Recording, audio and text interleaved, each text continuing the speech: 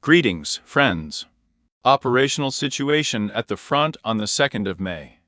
In the end, we will talk about the news background, but we will start with Skupinsk of the Limansky section of the front, where active hostilities continue in our area of Kislovka, for Kislovka itself, as well as on the northern outskirts of Kotlyrovka. We do not record any significant changes. On the part of the armed forces of Ukraine, reports of intense artillery strikes are being received. Well, in principle, according to the reports that are from the Russian side, they also do not report any changes. Therefore, we observe active hostilities without any changes. As for the Lyman direction of Terna, Torsk, we also do not observe significant changes in this sector of the front. For the most part, the fighting is characterized by a positional nature, although some assaults are being undertaken from the Russian side. But they are positional in nature. The Chesver direction is also without significant changes. There are a lot of reports now that just the same, well, in fact, May has already come there, that just in May, Russian troops may go to the Clock Yar, that there is activity in Bakhmut itself from the Russian side.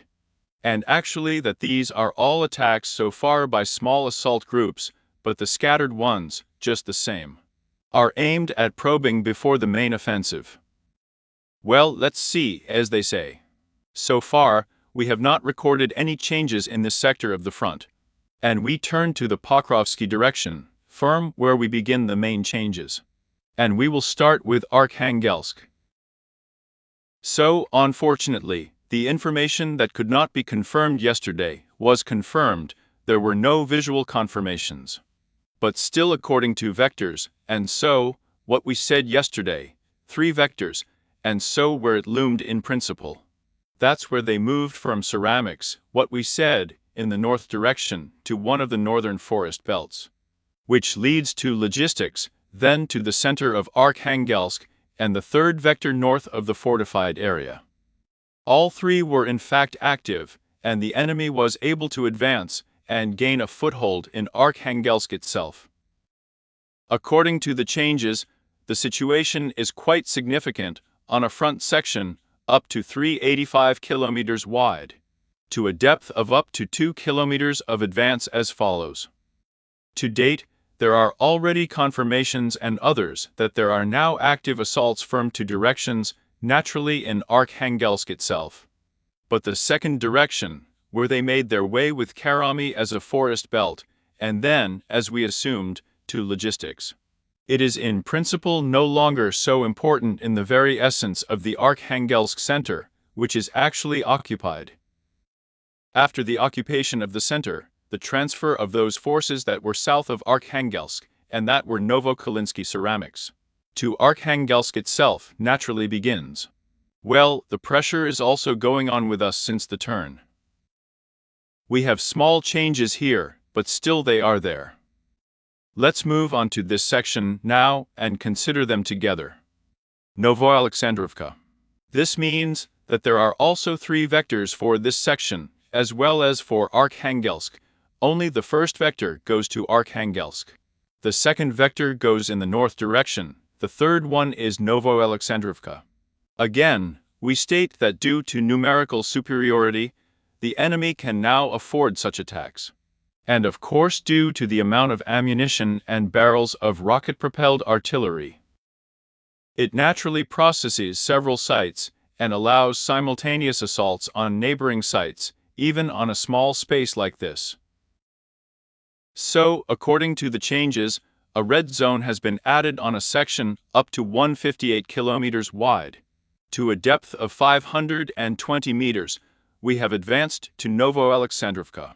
It is quite possible to assume, in principle, we have talked with you, that they will try just the same Novoalexandskova flank positions for the railway to get, secure, and then try along the railway. And here, just taking into account where the Russian troops are present, there are again 3 forest belts. 3 roads that go to Novoalexandrovka. There is a place to maneuver. This is the first moment. The second point is that a very big bet was made on bypassing Arkhangelsk. As you remember, we talked about this. But in fact, this vector is not so important for the enemy at the moment, because there is also progress, which we talked about yesterday, clarifying the gray zone in this area should maybe, yes, they are moving in the direction of Arkhangelsk. There is also a forest belt for the fortified area, and as it were, so far these vectors are not the main ones. So Novo-Alexandrovka most likely, and the railway, a similar village of Sokol, will be preferential priority for the Russian troops. There are still a number of experts, which means that they have appeared against the background of the Arkhangelsk one with Western experts, who predict that the vector may change.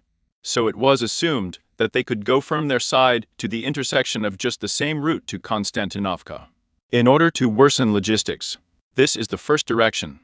The second is the Pokrovsky direction, but not to Pokrovsk itself, but initially to, well, conditionally so far, Seladova, Novogrodovka. These cities can go by rail, initially along the dominant height, along the ridge.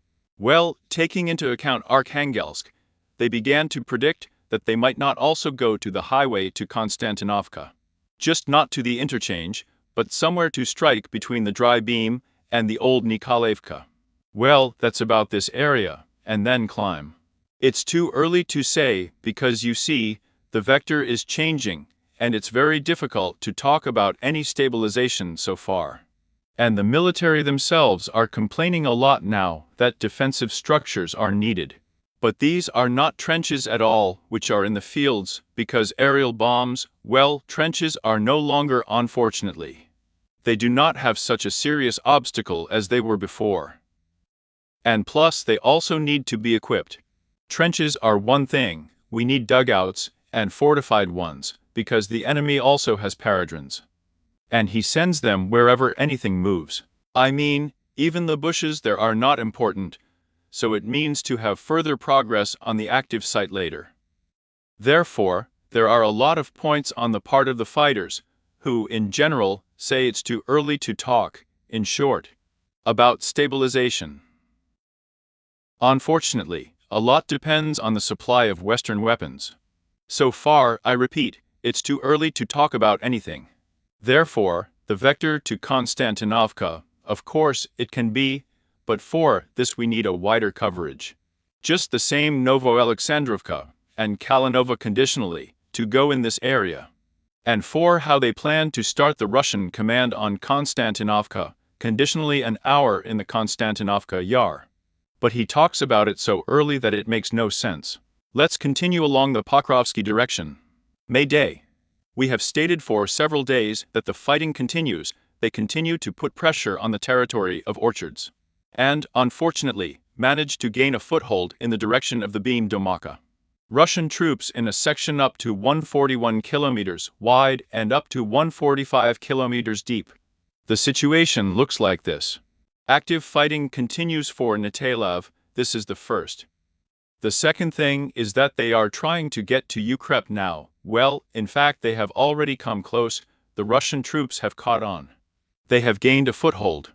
Ahead of them, they have two assaults on the fortifications of two supports, after which they receive from the same beam the houses of the opposition for an attack on Nevelskoy from the north.